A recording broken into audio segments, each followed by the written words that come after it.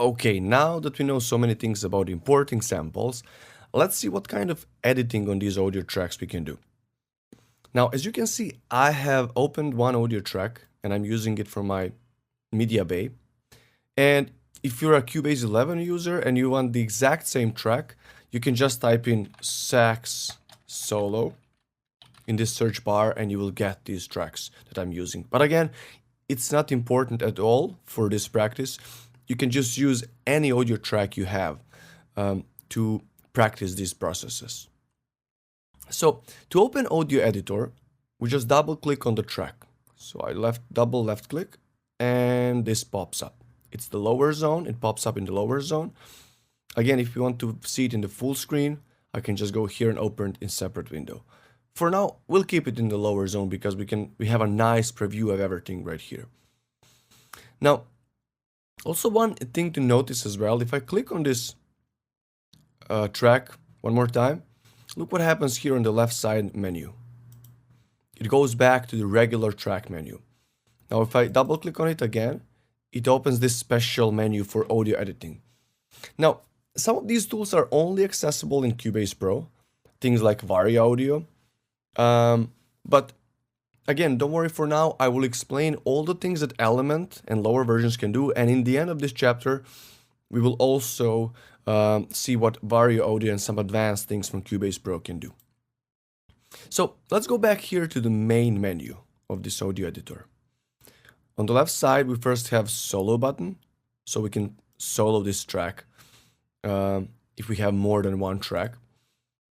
And that's actually a very convenient tool because we can just edit this track only. Let's say if I add one more, let's say if I click on this piano, I will just double click on it and it will instantly get in my project. Let's make this one smaller. So if I now have two tracks, and if I want to solo this one, and let's play it. See, it's only that one playing logically. A convenient thing when editing just this track. And the next thing we can see here is Audition. Now, Audition allows us to play a selected part of the track. So if I go here to this tool menu and I go to my selection tool, range selection, let's say I select, so I just hold my left click and select the part I want, and then I release it and I go play. It will just play that selected part. Now there is an extra option here that says Audition Loop. So now when I have my selection, if I just go loop, let's see what happens. It will stop playing it over and over again. Again, we also have our auto scroll button and acoustic feedback button, which will be useful in Vari Audio part. So this will allow us to hear different pitches while moving an audio track. But again, more about that in Vari Audio part. Again, some basic tools. We have Draw tool. And don't be surprised, like, oh, what's the Draw tool doing in an audio track? We can actually draw gain values. But the only condition is to zoom in a lot so that this option gets enabled. So let's zoom in. Okay, I will select this part here. I'm just going to drag it. So you can just hold your mouse wheel and just click on the mouse wheel and then you can just drag to the left or right. Or if you don't have a regular mouse, you can just use the scroll down here.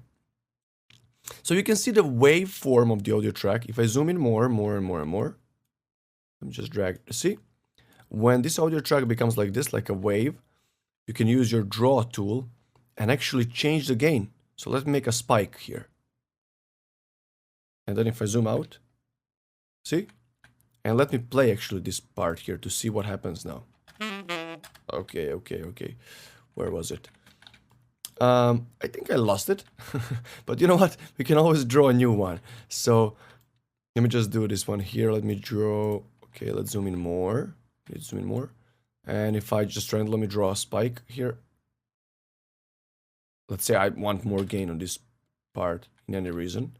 See, I have that part here. You will probably hear a pop here. Here is that spike.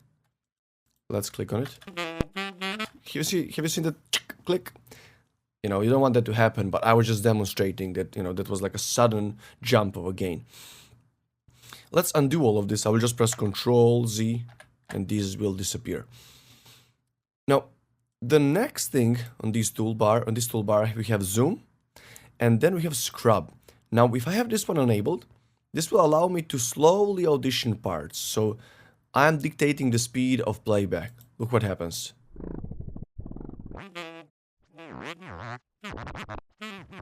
Oh, this is fun. It's like you're scrubbing an LP. Yeah, you can just do it for fun if you don't want to use it in editing. So you can just do it. How fun is that? Anyway, that's the scrub tool. Time warp, and I will have a separate video about time warping for now, so we'll skip it for now. Then we have play. So if I just click anywhere in the track and I hold my left click, I will play it all the time until I release it. When you release the left click, it will stop playing.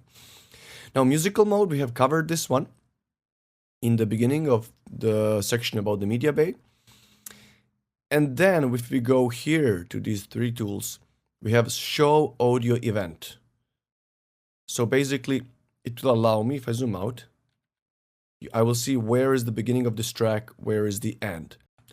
The next two options we have here are edit active audio event only and show all selected audio events.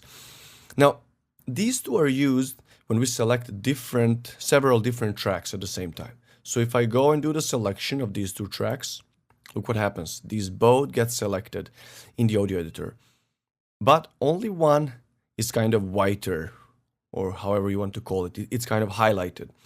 And you can select these tracks here under the track area. I can say, do I want the piano track? Now this one gets highlighted. Or do I want the sax solo track? This option in the middle, edit active audio part, again allows me to edit only the track that is active. And the highlighted one is active. And the last option we have here is Vari Audio segment colors. This one is again related to Vari Audio. You will see how this one works in the audio, in the Vari Audio part. And again, I also have this info line. We can activate all of these lines right here. If I go to this middle settings button, setup window layout, I can have info line, regions, overview line. And this would be it for the audio editor. See you in the next video.